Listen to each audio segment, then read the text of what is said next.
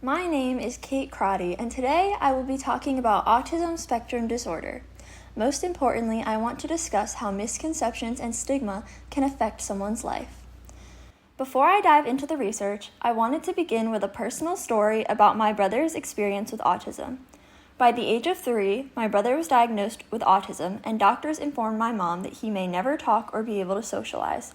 She put him into multiple therapies and interventions, but none seemed to work right away. She didn't want to believe that Patrick would never be able to speak, but slowly she was losing hope.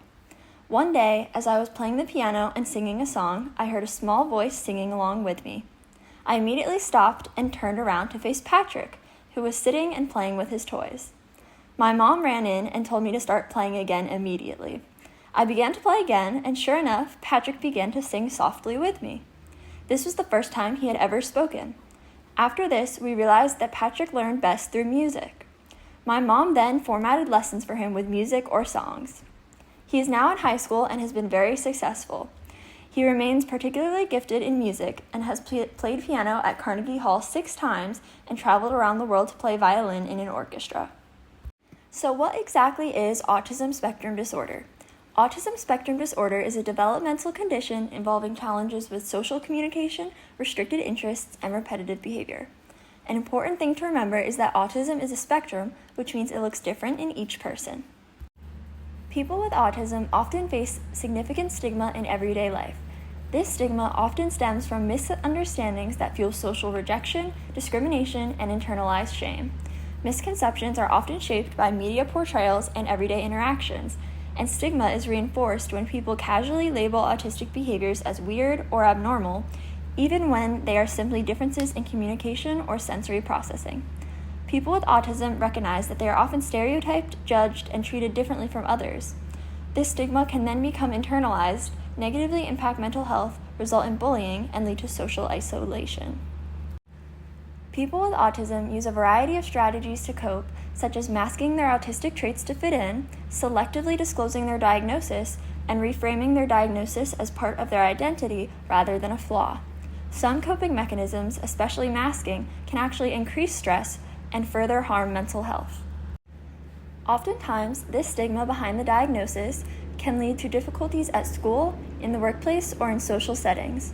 I saw firsthand how some of these misconceptions played out in educational and social contexts as my brother first started elementary school. When Patrick was first starting school, the school district decided to place all children with autism and developmental delays in the same class. While on the surface this may seem like a good idea, potentially giving the teacher a chance to tailor material to specific students, it ultimately proved to be more harmful than helpful. Patrick barely learned anything during his time, and he began to mimic other students' behavior. Additionally, he was not given the opportunity to develop socially and engage with other students his age. Due to the stigma behind the diagnosis, these children were not given the chance to be part of a normal environment. After a few years in that class, my mom demanded that he be moved to a regular class. In this class, despite some learning difficulties, he still thrived, learning a lot and improving his social skills. His opportunity for learning was taken away before he even got the chance to prove himself, simply because of his diagnosis. Without my mom's intervention, he may not be where he is today academically or socially. As seen from my previous story, the social aspects of autism are incredibly important.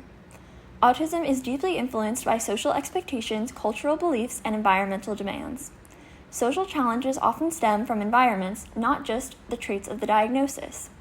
Many difficulties appear when environments are not inclusive, communication expectations are strict, and differences in behavior are misunderstood or ridiculed. This means that some impairments may not be fully caused by the diagnosis, but also by a mismatch between the individual and the environment. In addition to social aspects of autism, cultural understanding strongly affects the experience of the diagnosis. Different cultures understand autism in different ways, which can lead to varying amounts of support and acceptance. While the core traits of the diagnosis are similar, their interpretation and labeling vary across cultures. In certain Western cultures, particularly the United States, differences in social communication are more likely to be identified as clinically significant. In some Asian and European contexts, similar behaviors may be interpreted differently depending on cultural expectations around social behavior, independence, and conformity. In the United States, autism is often identified more readily and earlier in development. In European countries, practices vary widely depending on healthcare systems and resources. In Asian countries, there are often different thresholds for concern and in some cases cause later identification. Cultural differences often determine what behavior is considered problematic, whether intervention is pursued, and how stigma develops across diagnoses. In addition to social and cultural impacts, autism can have several psychological impacts. Autism can co-occur with other conditions such as anxiety, depression, or PTSD.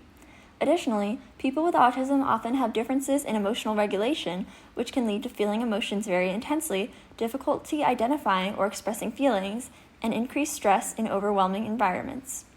Autism can also lead to a negative self-image relating to high amounts of stigma, as well as mental burnout when masking autistic traits. Lastly, social isolation can result from confusion and difficulty understanding social cues. Overall, it is important to understand how social, cultural, and psychological factors influence the diagnosis. These factors can be especially helpful to look into when trying to do interventions for someone with autism. Though autism is not a curable diagnosis, there are treatments and support that can be incorporated for people with the diagnosis to better adapt to social or academic challenges. Interventions are particularly important for school-aged children with autism. They can help children with autism adapt better to their current social environments and build a foundation for future social learning. Many types of interventions can be beneficial for children with autism, particularly those involving activities that interest them and build on their strengths. One study found that improvisational music activities improved communication in preschool children with autism, including nonverbal children. Another study found that combining sports and arts activities improved communication, social reasoning skills, and response to social cues in children with autism. Lastly, another study showed that interventions involving social, artistic, and physical abilities help children maintain communication skills over time. Overall, research suggests that multisensory and individualized interventions provide the greatest benefits for children with autism. Just like these studies found that certain interventions worked better for certain children depending on their interests, strengths, and personalities, the same was true for my brother. Patrick did many different types of interventions and therapies, but many did not work at first. He began therapy with rewards, but was not interested in the system presented and then would not cooperate. He worked with many different speech therapists until we found one that worked very well for him. This particular therapist explained the why behind each task, which made a big difference to Patrick. Additionally, we found that my brother learned best through music. As discussed before, my mom began to teach him through songs and videos, which he responded well to. Overall, Patrick received a combination of therapies to improve certain social and developmental skills, which proved beneficial. When we talk about autism, it is important to remember that it is a spectrum, meaning that it can look different in each person.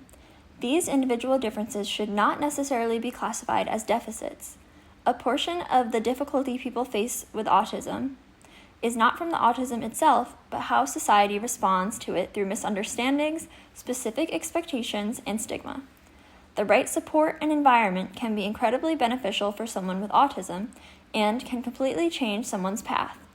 For my brother, once people stopped trying to force him into a single way of learning and found how he learned best, he began to thrive in ways people had not expected. Overall, autism should not be seen as something that has to be fixed, but as a different way of experiencing and interacting with the world.